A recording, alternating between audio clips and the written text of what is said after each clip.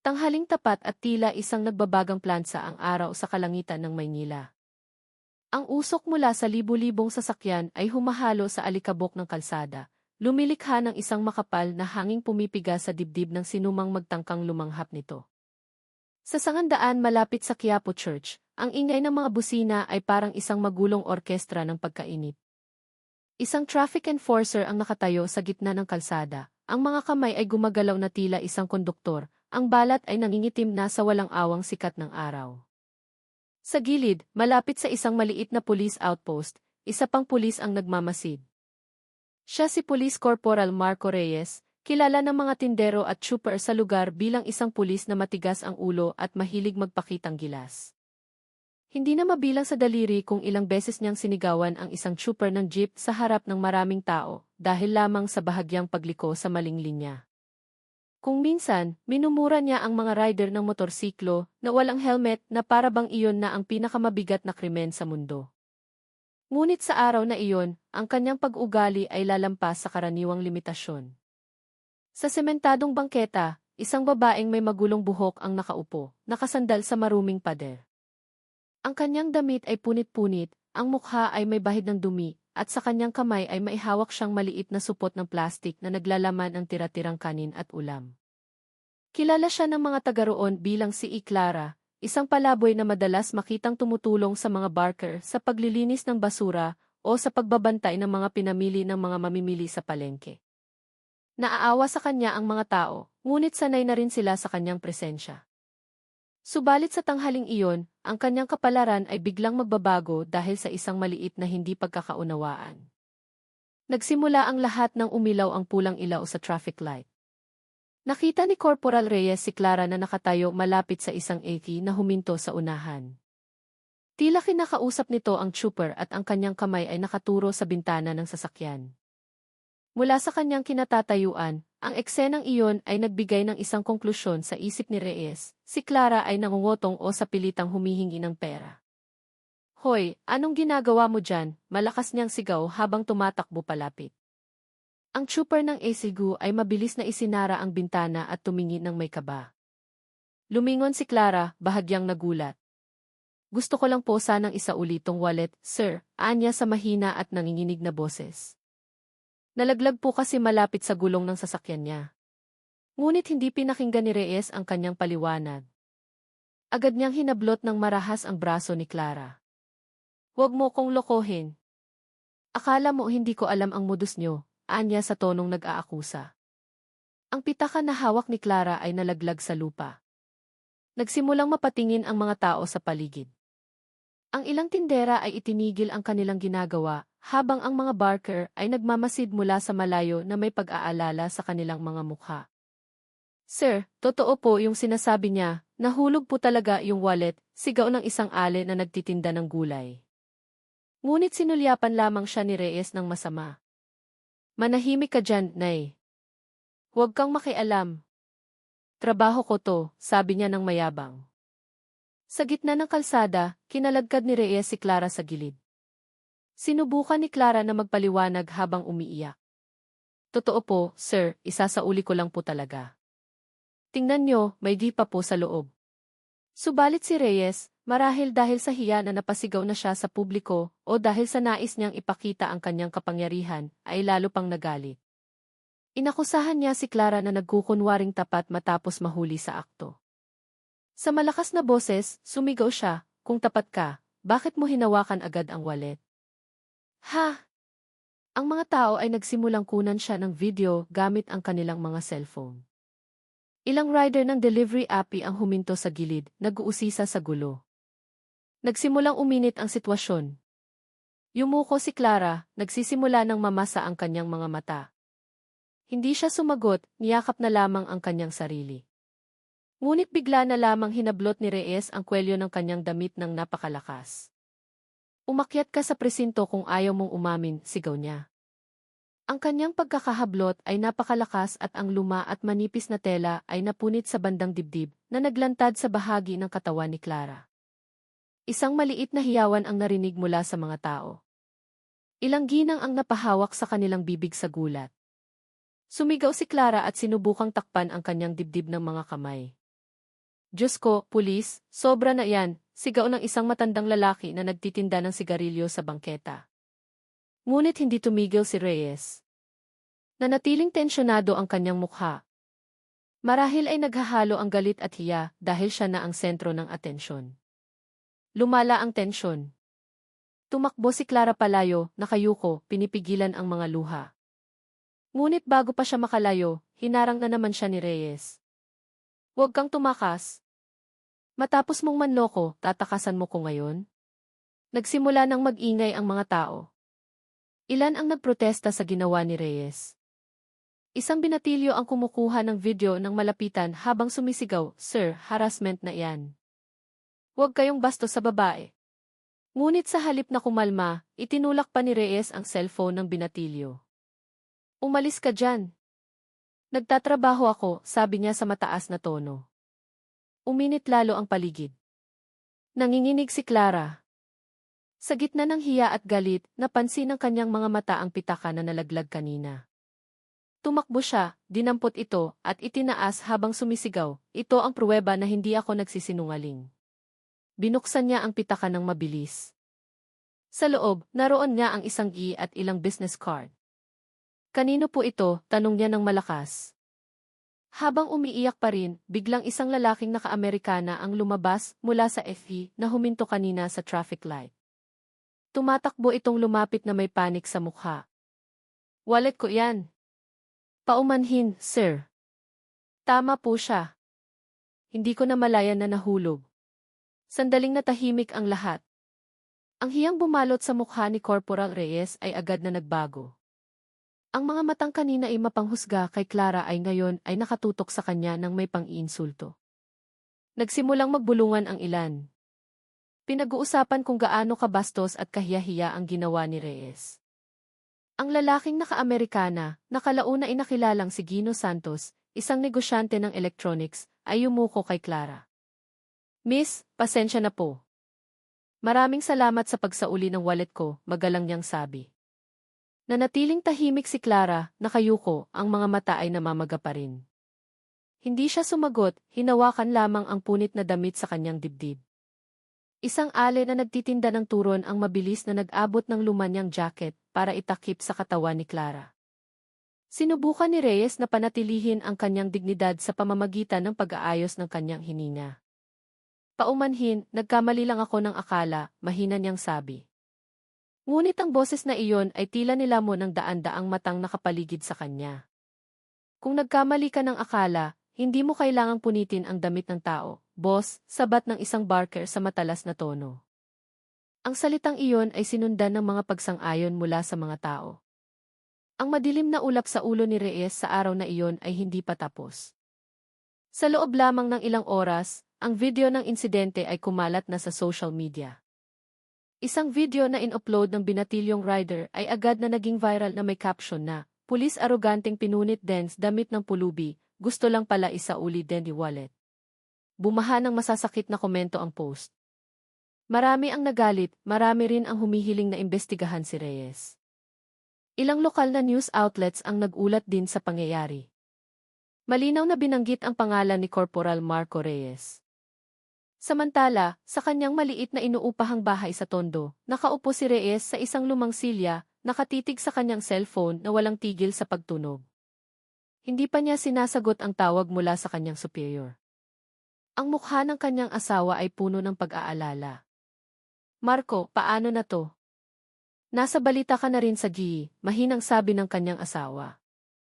Ipinatong ni Reyes ang kanyang mga kamay sa mukha. "Nagkamali lang ako ng akala. Akala ko magnanakaw siya," mahinang sagot niya. Hindi sumagot ang kanyang asawa. Alam niyang madalas maging matigas ang kanyang asawa sa trabaho, ngunit hindi niya inakalang aabot sa ganito kasama. Isang gabing puno ng pagsisisi. Samantala, si Clara ay nakaupo sa isang maliit na outpost ng Barangay Tanod hindi kalayuan sa palengke. Ang hiram na jacket ay suot pa rin niya. Isang may-ari ng karinderya ang lumapit na may dalang isang basong mainit na tsaa at ilang piraso ng banana Q. "O, ineng, kumain ka muna. Huwag mo nang isipin yun. Yung mga taong ganyan, makakarma din yan," malambing na sabi ng ale. Ngumiti si Clara ng bahagya. Naaawa lang po ako, Nay. Wala naman po akong masamang intensyon, pero ganito pa ang inabot ko. Ang mahalaga, wala kang kasalanan, sagot ng Ale. Tumingin si Clara sa malayo, sa kalsadang ngayon ay nagsisimula ng humupa. Sa loob niya ay maihalong damdamin, hiya, galit, ngunit mayroon ding ginhawa dahil sa huli, lumabas din ang katotohanan. Hindi niya alam na ang video niya ay kumalat na sa buong Pilipinas at maraming tao ang nagsimulang mag-usisa kung sino talaga siya. Ngunit isang bagay ang sigurado, hindi pa tapos ang pangyayari sa araw na iyon. Dahil kinabukasan, magbabago ang takbo ng kwento at haharapin ni Corporal Marco Reyes ang isang resulta na higit pa sa kahihiyan sa kalsada. Kinaumagahan, malamig at mamasa-masa pa ang hangin sa Quiapo dahil sa ulan kagabi. Ang mga tindero ay nagsisimula ng magbukas ng kanilang mga pwesto, habang ang mga barker ay abala sa pag-aayos ng mga motorsiklong dumarating. Ngunit ang pinakamaraming usapan ay hindi tungkol sa gulay o manok, kundi sa video na nag-viral kagabi. Uy, yung pulis na kumalagkad sa babae kahapon, viral na pala sa buong bansa, sabi ng isang Ale habang naghahanda ng kanyang panindang kwek-kwek. Nakita ko sa balita. Iniimbestigahan na raw sa presinto, sagot ng isang tindero ng prutas. Ang pangalan ni Corporal Marco Reyes ay naging laman ng usapan. Ang 2 minutong video ay malinaw na nagpakita kung paano niya hinila at pinunit ang damit ng isang babaeng palaboy na ang tanging hangad pala ay isauli ang isang wallet. Ngunit ang mas ikinagulat ng mga tao ay hindi lamang ang video, kundi ang bagong balitang kumakalat mula pa kaninang madaling araw. Sinasabing ang babae ay hindi isang ordinaryong palaboy. Sa Manila Police District Headquarters, tensyonado ang kapaligiran. Sa isang maliit na silid-pulungan, nakaupo si Corporal Reyes na putla ang mukha. Sa kanyang harapan ay nakaupo si Police Major David Cruz, ang kanyang direktang superior, kasama ang 2 pang opisyal mula sa Internal Affairs Service. Reyes, alam mo ba kung bakit ka ipinatawag ng ganito kaaga? Ang boses ni Major Cruz ay mabigat at puno ng otoridad. Lumunok si Reyes. Opo, sir. Tungkol po sa nangyari kahapon. Hindi lang nangyari, Reyes. Tungkol din ito sa pag-ugali mo sa field na hindi ka tanggap-tanggap. Alam mo ba na ang video mo ay umabot na sa national media, matalas na pagpapatuloy nito. Yumuko lamang si Reyes. Ang kanyang mga kamay ay nakakuyom sa kanyang hita. Nagkamali po ako ng akala, sir. Akala ko po magnanakaw siya. Kahit pa nagkamali ka ng akala, tama bang hilahin mo ang isang tao hanggang sa mapunit ang damit niya? Miyembro ka ng AK, hindi ka preman sa palengke, tumaas ang boses ni Major Cruz. At alam mo ba kung sino talaga ang babaeng iyon? Itinaas ni Reyes ang kanyang mukha. Sino po, sir? Ang pangalan niya ay Clara Sandoval, sabi ni Cruz na may matalim na tingin. Hindi siya palaboy. Siya ay isang social worker at volunteer mula sa Sinag ng Pag-asa Foundation, isang organisasyon na tumutulong sa mga biktima ng karahasan sa kalsada at mga batang palaboy. Natigilan si Reyes. Tila huminto ang kanyang paghinga. At ang mas malala pa, patuloy ni Cruz, ang foundation na iyon ay may direktang partnership sa SA, National Headquarters, para sa mga social rehabilitation programs. Kaya sa madaling salita, ang ipinahiya mo kahapon sa harap ng publiko ay isang opisyal na partner ng ating institusyon. Ang mga salitang iyon ay tila mga punyal na tumusok ng malalim. Lalong yumuko si Reyes. Hindi ko po alam, sir. Samantala, sa isang maliit na shelter ng Sinag ng Pag-asa Foundation sa may Sampaloc, nakaupo si Clara sa isang silyang yari sa kahoy habang nakatitig sa kanyang cellphone. Ang kanyang mukha, na karaniwang masayahin, ay mukhang pagod. Mula pa kagabi, walang tigil ang pagring ng kanyang telepono, puno ng mga mensahe mula sa mga kapwa volunteer at mga mamamahayag na nais siyang makapanayam. Clara, ayos ka lang ba? Tanong ni Tita Elena, ang coordinator ng foundation, habang nag-aabot ng isang basong mainit na gatas. Ngumiti si Clara ng bahagya. Ayos lang po, tita. Medyo nagulat lang po ako. Hindi ko inakalang magiging ganito ka-viral. Ikaw kasi napakatigas ng ulo mo. Sinabi ko na sa iyo na kung mag-o-observe ka sa field, huwag kang mag-isa. Ayan tuloy ang nangyari, sabi ni Tita Elena sa tonong may halong pag-aalala at malambing na galit. Huminga ng malalim si Clara. Gusto ko lang po kasing makita mismo ang kondisyon ng mga taong grasa sa palengke, tita. Marami kasing ulat na madalas silang kinokotongan o tinataboy ng masama. Naisip ko, kung magpapanggap ako, malalaman ko ang katotohanan. At ang katotohanan, ikaw mismo ang naging biktima, bulong ni Tita Elena. Tumawa si Clara ng mahina, ngunit nanatiling basa ang kanyang mga mata. Hindi po ako nagsisisi, tita. At least, nalaman ng mga tao kung gaano kahirap ang buhay sa kalsada. Minsan, yung mga mukhang mahihina, sila pa yung pinakamadaling saktan. Tumango si Tita Elena. Alam niyang matatag ang puso ni Clara. Mula pa noon, malaki na ang determinasyon ng dalaga na tulungan ang mga mahihirap at biktima ng inhustisya. Hindi lang siya isang ordinaryong volunteer. Si Clara ay anak ng isang dating opisyal ng pulisya na namatay sa tungkulin 5 taon na ang nakalilipas. Ito ang dahilan kung bakit napakatindi ng kanyang pagnanais na ipagtanggol ang mga naaapi. Tanghali, kumalat na ng husto ang balita. Ilang kilalang personalidad ang nagbigay ng kanilang opinyon sa social media. Ang mga hashtag na hustisya para kay Clara at pulis abusado ay naging trending sa Twitter at Facebook. Maraming netizens ang humihiling na patawan ng mabigat na parusa si Corporal Reyes. Ngunit sa gitna ng mga maaanghang na komento, mayroon ding mga matatalinong boses na lumitaw. Lahat tayo ay maaaring magkamali sa paghusga sa isang tao base sa kanyang panlabas na anyo. Sana maging aral ito sa lahat, komento mula sa opisyal na account ng Sinag ng Pag-asa Foundation. Isa pang video na nagpapakita kay Clara na nakangiti at tumutulong sa mga batang kalye ang kumalat. Ang imahe ng isang kipulubi na inapi ngunit may gininto ang puso ay lalong tumatak sa isipan ng publiko. Maraming mamamayan ang dumayo pa sa Quiapo para lamang hanapin siya at humingi ng paumanhin sa kanilang paghusga kahapon. Si Clara mismo ay walang kinikimkim na galit. Sa isang maikling panayam sa isang lokal na reporter ng ZEE, sinabi niya ng mahinahon, gusto ko lang na maging aral ang pangyayaring ito. Maaaring napunit ang damit ko, pero ang pinakamasakit ay hindi ang tela, kundi ang panghuhusga na madaling ibato sa isang tao dahil lang mukha siyang mahirap. Ang mga salitang iyon ay naging viral. Marami ang nag-quote nito sa kanilang mga social media posts. Makalipas ang 2 araw, sa opisina ng Sinag ng Pag-asa Foundation, isang hindi inaasahang bisita ang dumating.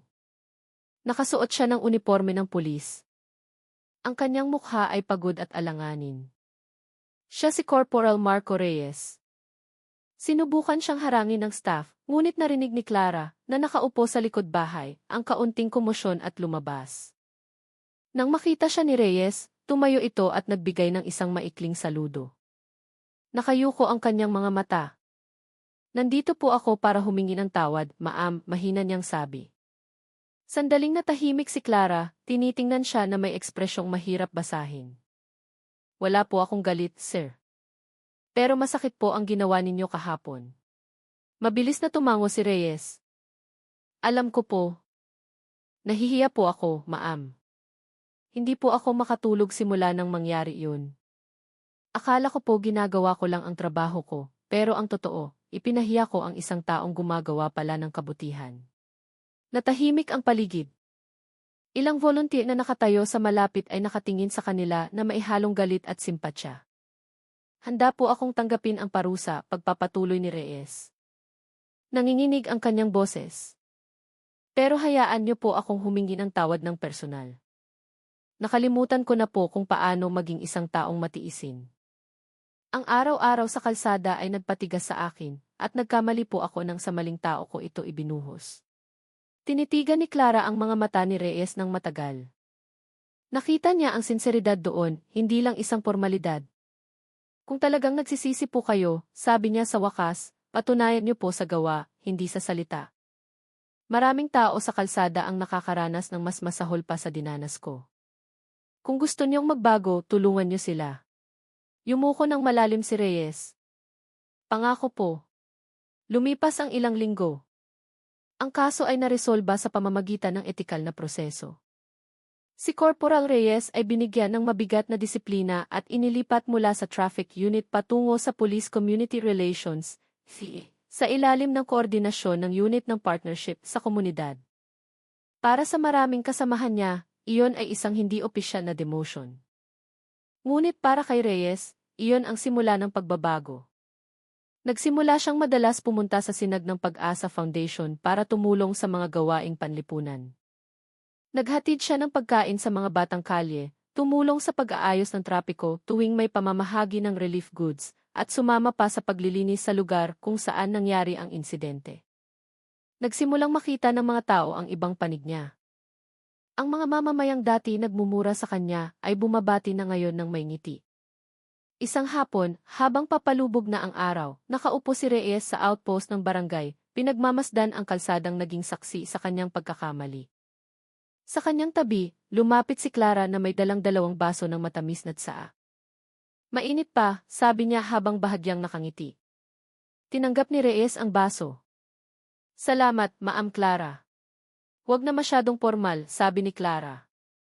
Magkatrabaho na tayo ngayon, di ba? Mahinang tumawa si Reyes. Katrabaho at guro ko. Ikaw ang nagpamulat sa akin na hindi lahat ng tao sa kalsada ay masama. Tumingin si Clara sa kulay kahel na kalangitan. At hindi rin lahat ng pulis ay masama. Minsan, ang masama lang ay ang maling akala na masyado nating pinanghahawakan. Pareho silang natahimik, ninanamnam ang matamis na tsaa at ang payapang hapon sa palengke. Sa di kalayuan, mga bata ang nagtatakbuhan habang tumatawa. Ang tawag sa pagdarasal para sa Maghrib ay nagsimula nang marinig mula sa maliit na moske sa dulo ng kalsada. Ilang buwan pagkatapos, nag-organisa ang Sinag ng Pag-asa Foundation ng isang kaganapan na may temang T100, Magkaibang Puso. Isang kampanyang panlipunan upang alisin ang stigma laban sa mga taong walang tirahan. Si Clara ang pangunahing tagapagsalita, at si Corporal Reyes ay nakatayo sa kanyang tabi bilang isa sa mga organizer. Sa harap ng 12 ng mamamayan at media, nagsalita si Clara ng mahinahon. Minsan, ang kailangan natin ay hindi uniforme o mataas na katungkulan, kundi simpleng empatya. Kung magiging mas matiisin lang tayo, hindi magiging ganito kalupit ang mundo. Pagkatapos ay humakbang si Reyes patungo sa mikropono. Ang kanyang boses ay paos ngunit matatag. Nakatayo po ako rito hindi bilang isang pulis, kundi bilang isang taong nagkamali. Natutunan ko na ang aming tungkulin ay hindi lang ipatupad ang batas, kundi pangalagaan din ang pagkatao. Salamat kay Ma'am Clara at sa lahat ng nagbigay sa akin ng pangalawang pagkakataon. Umalingaw-ngaw ang palakpakan sa silid. Para sa marami, ang kanilang kwento ay naging isang paalala na minsan, ang mukhang pinakamahina ang siya palang pinakamatatag. At ang mukhang pinakamakapangyarihan ay maaari ring magkamali, ngunit kaya pa ring magbago hanggat may pusong handang umamin sa pagkakamali. 6 na buwan na ang lumipas mula nang mangyari ang insidente sa Quiapo. Mabilis ang takbo ng panahon, ngunit ang marka ng pangyayaring iyon ay nanatili sa isipan ng marami. Si Clara ay kilala na ngayon. Madalas siyang imbitahan sa iba't ibang lungsod para magsalita tungkol sa empatya, katarungang panlipunan, at ang kahalagahan ng pagtrato ng mairespeto sa mga mahihirap. Gayunpaman, sa likod ng kanyang mahinahong ngiti sa harap ng kamera, mayroon pa ring sugat na hindi pa lubusang naghihilom. Sa tuwing makakakita siya ng pulis sa kalsada, bahagya pa ring kumakabog ang kanyang dibdib.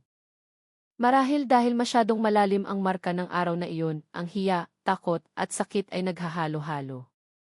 Ngunit hindi siya nagtanim ng galit. Alam niyang ang galit ay dagdag na pasanin lamang. Sa kabilang banda, unti-unting inaayos ni Corporal Reyes ang kanyang buhay. Ang parusang disiplina ay natapos na at ngayon ay opisyal na siyang inilipat sa seksyon ng bimbingan sa komunidad, BIMAS, sa kanlurang distrito ng Maynila. Ang bago niyang tungkulin ay hindi na ang paghuli o pagsita sa mga motorista, kundi ang pakikipag-ugnayan sa komunidad, pakikinig sa mga hinaing ng mamamayan at pagtulong sa mga gawaing panlipunan. Noong una, inakala ni Reyes na ito ay isang uri ng pinarusahan.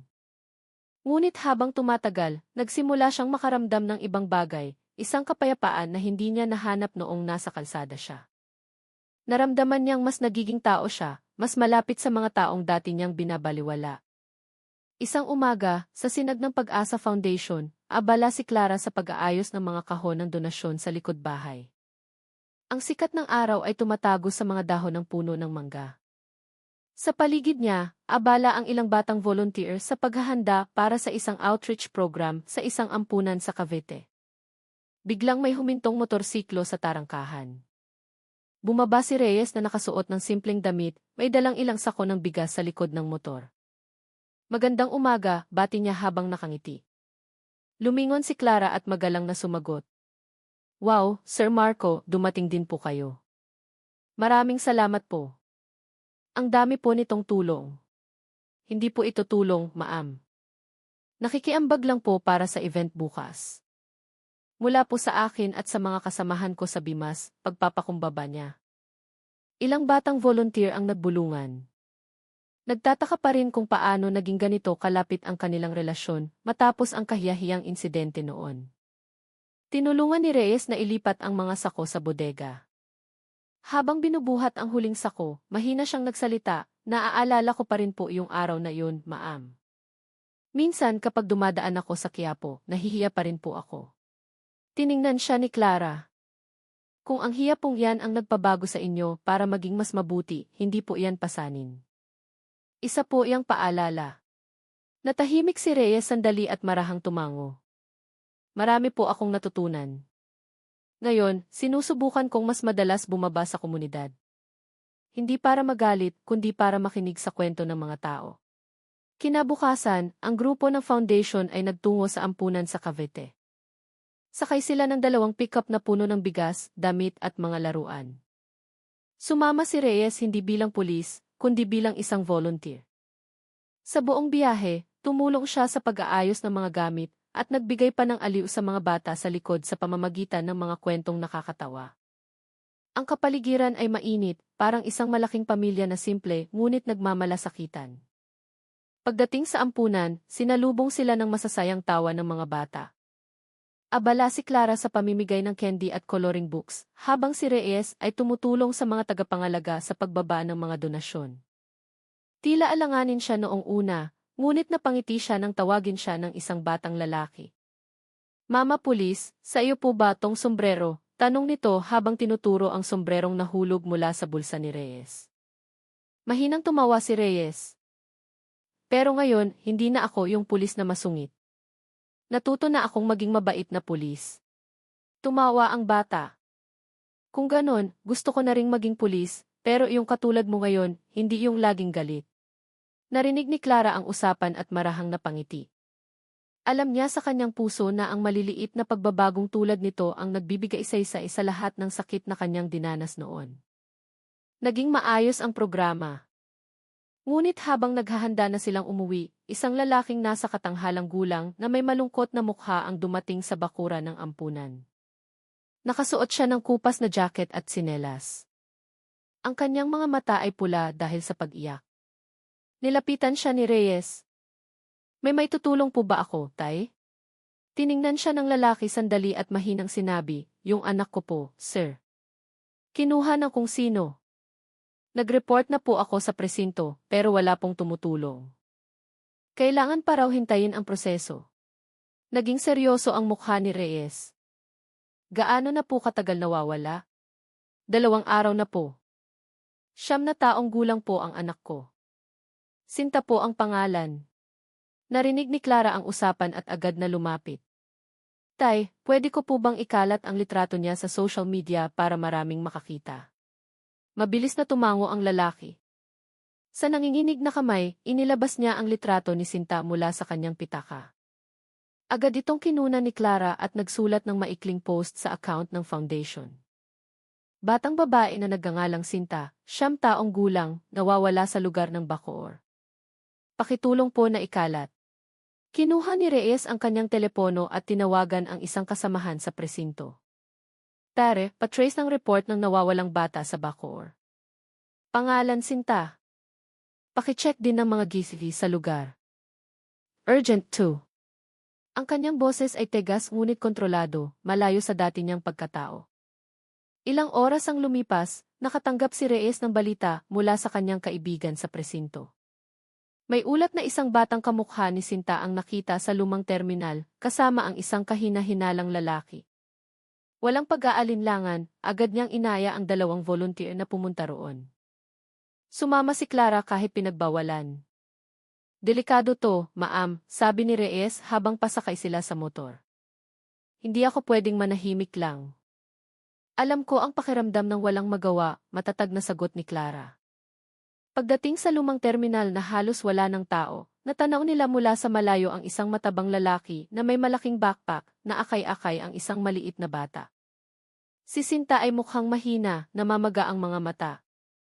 Sumenya si Reyes kay Clara na manatili sa likod at dahan-dahan siyang lumapit. Permiso lang po, boss, sabi niya sa kalmadong boses. Mabilis na lumingon ang lalaki, ang mga mata ay puno ng pagdududa. Agad niyang hinila ang bata at sinubukang tumakbo.